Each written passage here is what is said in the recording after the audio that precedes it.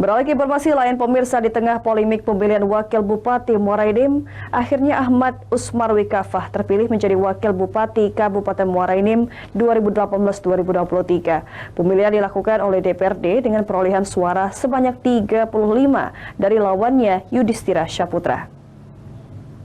Selasa 6 September 2022. Dalam pemilihan Wakil Bupati Muara Enim, sisa masa jabatan periode 2019-2023 itu berlangsung pada rapat paripurna ke-16 di ruang rapat DPRD Muara Enim. Ada dua nama yang diusulkan dan ditetapkan sebagai calon Wakil Bupati Muara Enim, yakni Ahmad Usmarwi Kafah yang berasal dari Partai Demokrat dan Yudhistira Syaputra yang berasal dari Partai Hanura. Hasil pengundian, Ahmad Usmarwi Kafah yang mendapat nomor pemilihan 1 unggul telak dari pesaing dengan perolehan 35 suara. Sementara Yudhistira Syaputra yang hanya memperoleh 1 suara dari total suara sah, yakni 36 suara yang berasal dari anggota DPRD Muara Enim yang hadir dalam rapat paripurna.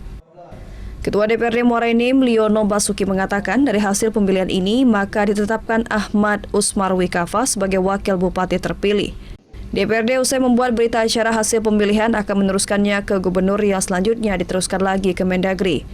Sesudah itu tugas legislatif telah selesai dan tinggal menunggu surat keputusan dan masa pelantikan. Dalam hal ini tahapan yang ada di lembaga DPRD sudah selesai. Begitu berkas dan seluruh berita acara yang 3 paripurna tadi diserahkan ke Menteri Dalam Negeri melalui gubernur. Menunggu tahapan, menunggu SK dan pelantikan itu wewenang ada di Menteri Dalam Negeri.